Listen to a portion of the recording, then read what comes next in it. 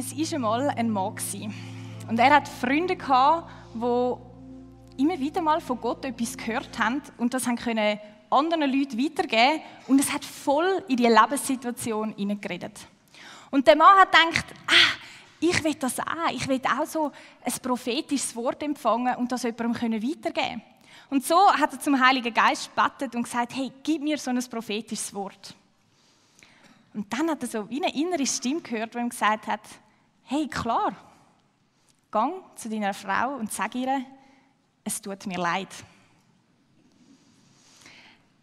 Sich nach so etwas Übernatürlichem auszustrecken, das wirkt spannend, das wirkt aufregend. Und stell dir vor, es trifft dann auf das Gegenüber auch noch zu. Wie krass ist denn das? Wie unglaublich gebraucht kann man sich in diesem Moment fühlen.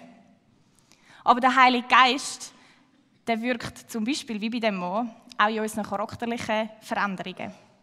Und manchmal kann es ein bisschen unangenehm sein, wenn man sich eigentlich so etwas Ermutigendes für jemand anders erhofft.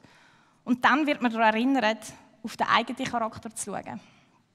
Und über das lesen wir in der Bibel und darum wollen wir uns ein bisschen heute um das drehen. Wir fangen ganz am Anfang in der Bibel an, Genesis 1, 26 bis 27. Dann sagte Gott, jetzt wollen wir den Menschen machen, unser Ebenbild, das uns ähnlich ist. Er soll über die ganze Erde verfügen, über die Tiere im Meer, am Himmel und auf der Erde. So schuf Gott den Menschen als sein Abbild, ja, als Gottes Ebenbild, und er schuf sie als Mann und Frau. 2 Verse, wo einem Mensch unglaublich viel Würde geben. Ein Ebenbild von Gott. Wir sind Repräsentanten von unserem Schöpfer hier auf Erde. Wir dürfen handeln, mitgestalten und mitwirken. Und seit dem Anfang, auch das dürfen wir in der Bibel lesen, ist der Heilige Geist ein Teil dieser Schöpfung. Ganz am Anfang sind Adam und Eva gewesen. Und sie haben in einer tiefen Gemeinschaft mit Gott gelebt. Sie sind in einem richtigen Miteinander gewesen. Es war eine tiefe Beziehung gewesen. Und Gott hat ihnen gesagt, hey, von diesem Baum dürfen ihr nicht von der Frucht essen. Und sie haben es gleich gemacht. Und dann ist es irgendwie ein bisschen schwierig geworden in dieser Beziehung. Weil das Reine und Heilige von Gott, das ist irgendwie nicht mehr so, man hat es nicht mehr so gut zusammenbringen mit dem jetzt Fehlerhaften von den Menschen. Und sie mussten aus dem Paradies gehen und es ist ein Konflikt geworden mit dem Ebenbild. Geschaffen nach dem heiligen, reinen Gott, aber jetzt sündhaft. Und irgendwie so das Menschsein, wie wir es heute kennen, hat so angefangen. Und so hat es ein Ziel gegeben, das von Anfang an von der Bibel bis zum Schluss immer wieder sichtbar wird. Und zwar, dass wir dürfen dem Ebenbild wieder ähnlicher werden. Das Schwierige an dem ist, wir werden es wohl nie vollkommen schaffen. Es ist eine Spannung, wo wir drin sind. Wir werden dazu aufgefordert, dem Ebenbild ähnlicher werden, von dem zu lernen. Und gleichzeitig ist die Realität ja irgendwie so, dass wir das nicht 100% hinbekommen. Und wichtig ist, wir Menschen, wir bleiben Ebenbild von Gott. Auch mit unserer Sündhaftigkeit. Wir haben das Ebenbild nicht einfach verloren, aber es ist vielleicht ein bisschen verzogen worden oder verschwommen worden. Und das Schöne ist, in der Bibel dürfen wir lesen, wie der Heilige Geist an Menschen wirkt. Und wie das bis heute noch passiert. Und dass sein Wirken tiefgehend ist, dass es langfristig ist, dass es charakterverändernd ist. Die Kraft von Gott zeigt sich durch den Heiligen Geist in uns. Und der Heilige Geist ist der eben das verzogene Bild wieder ein bisschen zurechtrichten will. Und so ermutigt auch der Paulus die Christen in Galatien, dass sie doch mit dem Geist von Gott unterwegs sein sollen. Galater 5,16 steht, darum sage ich euch, lasst euer Leben von Gottes Geist bestimmen. Wenn er euch führt, werdet ihr allen selbstsüchtigen Wünschen widerstehen können. Easy, oder? Wir müssen uns einfach führen lassen von ihm und dann können wir den selbstsüchtigen Wünschen widerstehen. Voll gut, so machen wir es doch. Wenn ich aber in mein Leben schaue, dann sehe ich, dass das mir nicht immer ganz so gelingt. Ich möchte mich führen lassen, aber wenn er dann mich anders führt, als dass ich es eigentlich will, tun dann doch wieder ich den Lead übernehmen. Dann finde dann doch wieder ich auf einmal, ich glaube, ich mache das noch ein bisschen besser. Also so ganz einfach ist das eben gar nicht, sich einfach führen zu lassen. Und ein bisschen später schreibt der Paulus noch mehr. Galater 5, 22-23. Dagegen bringt der Geist Gottes in unserem Leben nur Gutes hervor. Liebe, Freude und Frieden. Geduld, Freundlichkeit und Güte. Nachsicht und Selbstbeherrschung. Ist das bei euch so? Dann kann kein Gesetz mehr etwas von euch fordern. Ist das bei euch so? Kritisch. Ich stelle es mir ein bisschen so vor, dass die Empfänger so ein bisschen wie ihr jetzt da dort gesessen sind und jemand den Brief allen vorgelesen hat. Und am Anfang sind es vermutlich noch so gewesen, ja, Freiheit, ja, der Geist von Gott, ja, den selbstsüchtigen Wünschen können widerstehen. Und dann kommt plötzlich die Frage, ist das bei euch so? Die einen haben dann vielleicht ein bisschen angefangen wegzuschauen, ja, keinen Augenkontakt jetzt aufbauen, weil dann werde ich vielleicht noch rot und dann merken sie ja, dass das bei mir gar nicht so ist. Andere haben vielleicht gedacht, ja, teilweise, mal, ab und zu schon, es kommt ganz auf den Tag oder vielleicht fast noch entscheidender auf mein Gegenüber drauf an. Und ganz ehrlich, ich will vermutlich auch so da sitzen. Der Anfang klingt super, ja, das will ich. Aber so ganz all diese Sachen sind dann bei mir ja auch nicht so. Aber das Schöne ist, der Heilige Geist will nicht sagen, du bist schlecht, wenn das bei uns nicht so ist. Sondern es ist ein Moment, wo er uns eher aufzeigt, hey, da wäre mehr möglich. Oder uns die Frage stellt, darf ich dich verändern? Liebe, Freude und Friede. Geduld, Freundlichkeit und Güte. Treue, Nachsicht und Selbstbeherrschung. Denk an jemanden, den du sehr gut kennst.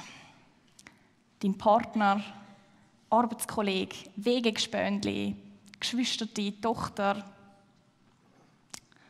Und jetzt überleg dir, was würde die Person dir sagen, was bei dir sichtbar ist von all diesen Sachen.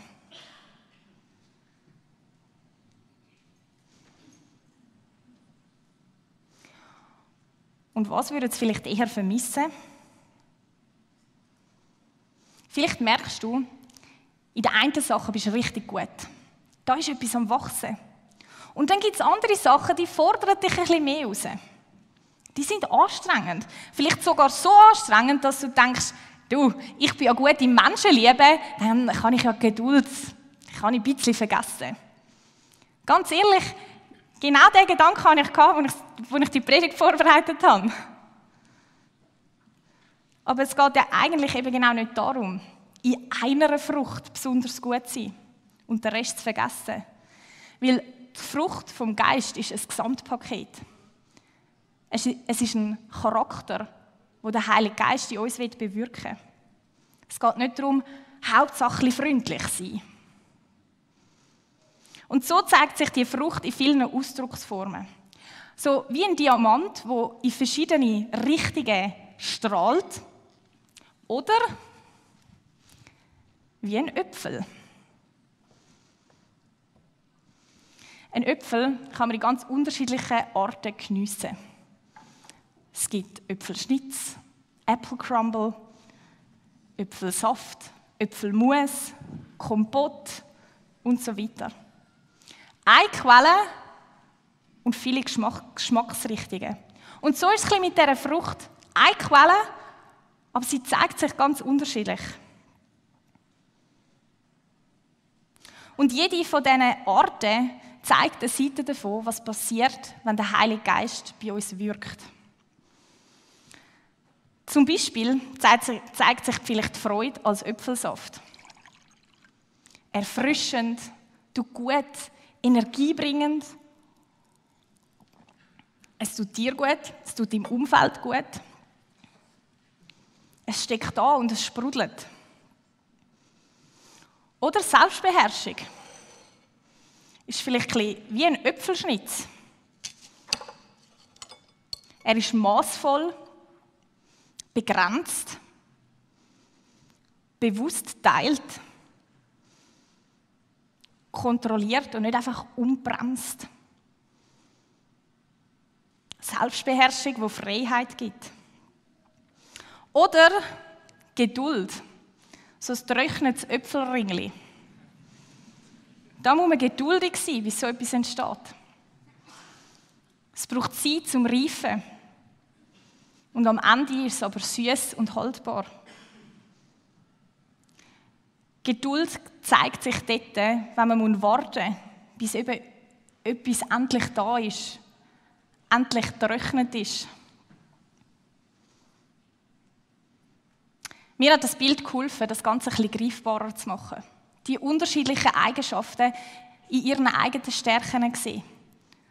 Und schlussendlich ist aber alles auf die eine Frucht zurückzuführen. Und ich komme zurück zu dieser Frage. Ist das bei euch so? Bei mir nicht. Ich wünschte mir manchmal, meine Reaktionen wären liebevoller, mein Ton ein bisschen weicher oder ich wäre geduldiger. Ich hatte gerade letzte eine Situation in der T-Church mit meinen Leitern, wo wir irgendetwas machen mussten. Ich weiss gar nicht mehr, um was es gegangen ist. Auf jeden Fall habe ich ihnen da so ein bisschen gestresst und gesagt, jetzt machen wir mal und bla bla bla. Und irgendwann sagt mir ein Leiter, Salome, Geduld. Und ich so, ja. Und so oft passiert mir das doch. Dass es bei mir eben nicht so ist. Was meint dann der Paulus, wenn er sagt, der Heilige Geist bringt in uns die Frucht führen? Ich erlebe ihn eben nicht so als Zauberkraft. Plötzlich bin ich geduldig. Der Geist wirkt mit und in uns. Ich muss nicht alles selber machen, aber ich darf mich auch nicht rausnehmen. Die Verwandlung oder eben die Charakterformung, die passiert in einer Zusammenarbeit. Wir werden verändert, weil wir Raum geben. Weil der Heilige Geist unser Innerste berühren darf. Zum Beispiel in der Stille, beim Bibellesen, beim Beten oder im Unterwegssein mit anderen Menschen. Und die Frage, ist das bei uns so? Die ist nicht verurteilend gemeint. Die ist nicht böse gemeint, sondern sie soll uns wach machen für das, was Gott bewirken will. Jetzt also die Frage, wie kann ich das denn trainieren? In der Nacht, bevor Jesus stirbt, fordert er seine Jünger auf, so zu leben, wie er selber lebt.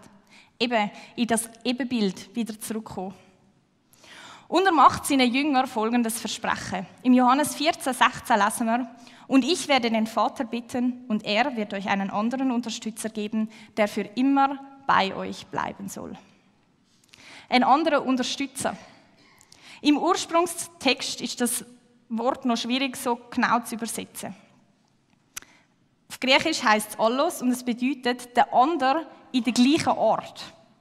Der andere von mir. Kurzer Einschub, zeigt wunderschön die Dreieinigkeit auf. Gleich, aber eben irgendwie gleich nicht gleich. Jesus ähnlicher werden können wir also durch den Heiligen Geist lernen und trainieren. Und wir brauchen den auch wirklich. Weil wenn Jesus seine Wunder gemacht hat durch die Kraft vom Heiligen Geist, wie viel mehr brauchen dann wir den Heiligen Geist, um in das Ebenbild zurückgeführt zu werden? Ein bisschen später sagt Jesus, bleibt in mir und ich bleibe in euch.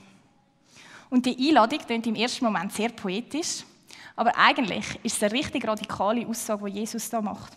Weil das Bleiben ist nicht, wie wir es vielleicht uns im ersten Moment vorstellen, ein bisschen dort sein, ein bisschen ankommen, sondern es geht viel tiefer.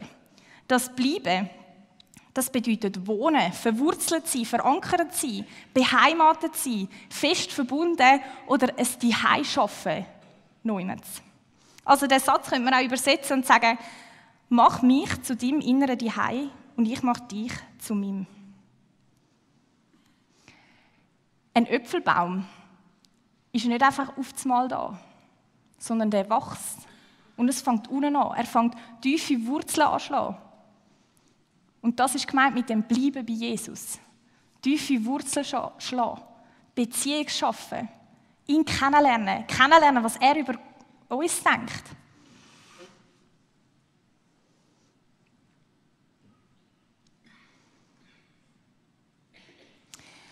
In dem Bibelabschnitt kündigt Jesus seinen Tod an und er sagt, ich gehe, aber der Geist kommt. Bleibt also in mir, heisst auch, lebt mit dem Heiligen Geist. Und meine Geduld wird jetzt nicht von heute auf morgen wachsen, aber ich darf, wenn meine Geduld an die Grenze kommt, auf die Geduld vom Heiligen Geist zurückgreifen. Der in mir lebt. Und meine Liebe ist nicht auf mich begrenzt, sondern es ist seine Liebe, die in mir lebt, die darf übersprudeln.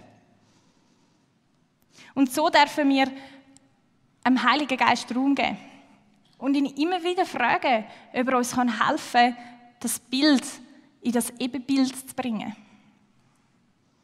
Zum Beispiel in Form von einem Tagesrückblick am Abend, dass du ihn fragst, hey, wo hat es heute Situationen gegeben, wo mein Äpfel eher faul geworden ist, als dass es so ein selbstbeherrschter Äpfelschnitz geworden ist.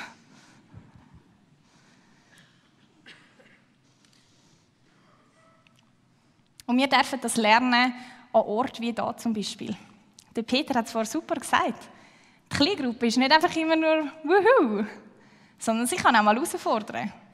Und das ist der Ort, wo wir zum Beispiel Geduld lernen.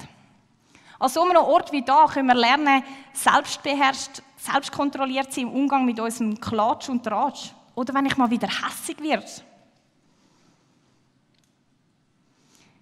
So eine Reife kann passieren im Miteinander, was eben mal unbequem kann werden. Aber natürlich auch, wenn wir einfach für uns mit Gott sind. Zeit mit ihm verbringen. Ehrlich fragen, hey, welche Geschmacksrichtung von dieser Frucht ist jetzt bei mir noch nicht so sichtbar? Wo wir die unproduktive Nähe zu Gott geniessen, ohne etwas zu leisten. Aber auch die Bibel hat die Kraft, uns zu verändern. Wir dürfen uns formen lassen von Gottes Wort, transformieren lassen. Und so steht im Psalm 1, 2-3, ja, glücklich zu preisen ist, wer die Lehre des Herrn mit Freude aufnimmt und sie Tag und Nacht in seinem Herzen bewegt. Solche Menschen sind wie Bäume, eingewurzelt an den Wasserläufen. Wenn die Zeit reif ist, bringt sie ihre Frucht und ihre Blätter verwelken niemals. Ja, alles, was sie anpacken, gelingt. Und da sind wir wieder bei dem Baum. Bis ein Baum gross ist und Früchte trägt, das passiert nicht von heute auf morgen. Und so ist es auch bei uns. Bis die Frucht vom Geist in uns sichtbar wird, da müssen wir eben geduldig sein. Immer wieder unsere Wurzeln anschauen. Schauen, wie es um unsere Verbindung mit dem Heiligen Geist steht. Und es ist nicht ein Ergebnis von unserer Anstrengung, sondern es ist ein Ergebnis von dieser Verbundenheit. Und vielleicht hockst du jetzt da und denkst so, hey, der Wunsch nach Veränderung, den habe ich schon so lange. Und ich liege Gott schon so lange in den Ohren, dass ich doch jetzt endlich einmal ein bisschen freundlicher bin. Vielleicht erlebst du auch Frust oder Scham in diesem Thema.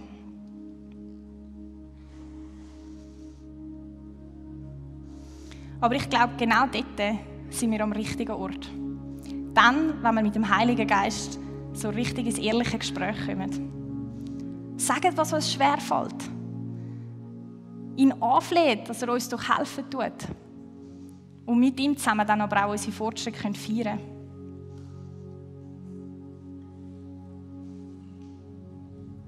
Vielleicht ist unser Baum gerade voller Äpfel. Vielleicht trägt er aber auch ein bisschen wenig. Vielleicht gibt es auch einen faulen Äpfel.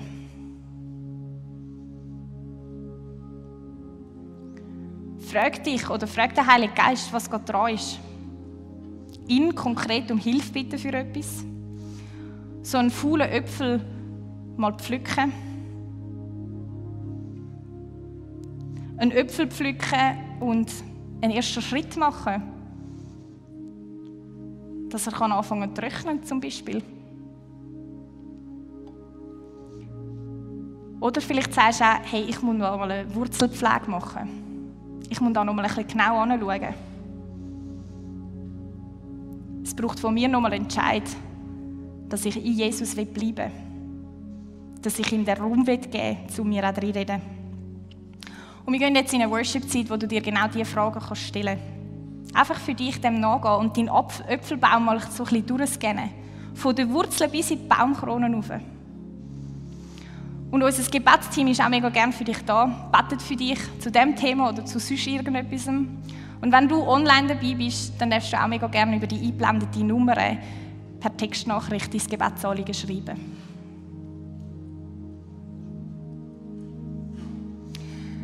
Zum Schluss möchte ich mit euch noch ein Gebet lesen vom Augustinus. Und ich finde, es zeigt so schön die Zusammenarbeit von uns Menschen mit dem Heiligen Geist auf. Es braucht unsere Offenheit, aber sein Wirken. Und so steht doch auf.